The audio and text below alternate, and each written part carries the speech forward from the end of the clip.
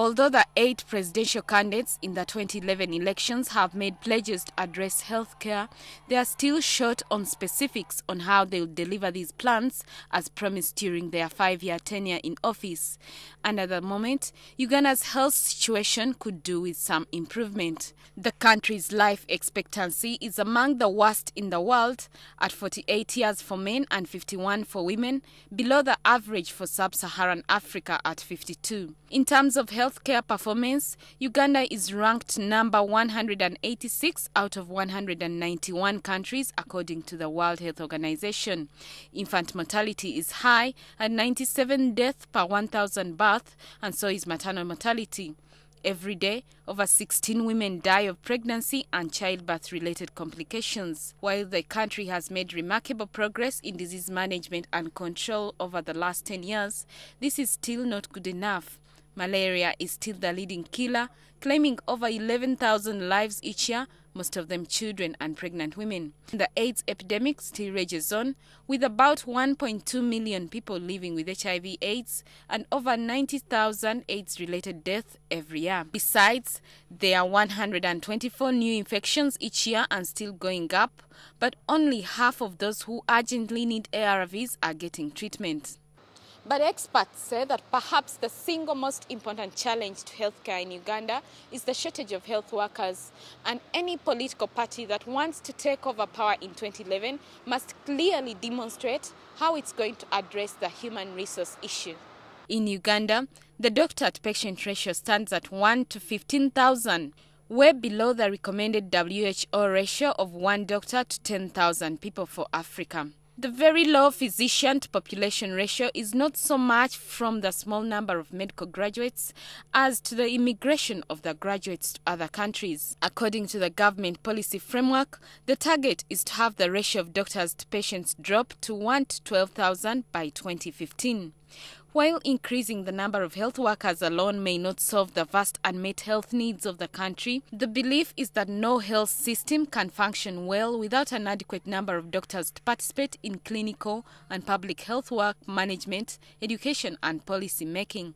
Across the board, all the political parties have promised to increase salaries of health workers, improve their working conditions and generally keep them motivated and working. The NRM government is realistic. Because if you are raising only 100 shillings, what is 15% of 100 shillings? It is simply 15 shillings. So you are not talking anything. So the opposition can talk about the increasing by 15% because they do not know what it means to run the government. Which brings us to another critical issue, health financing. Most parties are promising to increase health sector spending, either by increasing the budget share to health from 10% to about 15%, or by cutting down on the waste in the sector. You don't actually need to increase any budget. Just look at when we had Chogam here. Murago Hospital was allocated 9 billion for major repair. And then a bulk of that money was given to Kano Mugenyi. So the lifts you went to repair, the following 2 weeks were non-functional. In fact, we have a lot of money that can provide Ugandans with all the services. The problem is that all that money ends up in private pockets.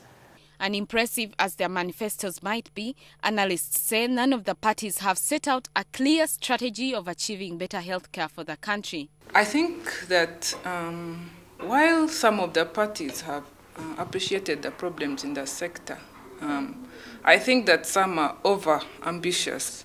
Other parties like PPP, for example, have very weak proposals for the health system. Looking at their manifesto, they say the sector is underfunded, it is weakly mismanaged, but they have no concrete proposals on what they are going to do. We just talk about a principle that we are going to focus on this, we are going to put more focus on this, we are going to put more focus on that. The operationalization part of it will come later when we are in power, right?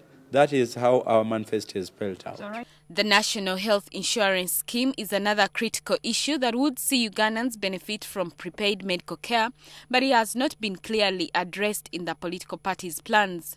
The NRM, like in the previous manifesto in 2006, has pledged to kick off the health insurance scheme, but after all the failed starts, critics doubt if it can be achieved over the next 5 years. But experts agree that while there's no magic bullet that can provide the answer to all of Uganda's health woes, presidential candidates need to clearly show that whatever resources are available are well utilized to produce the greatest returns on health.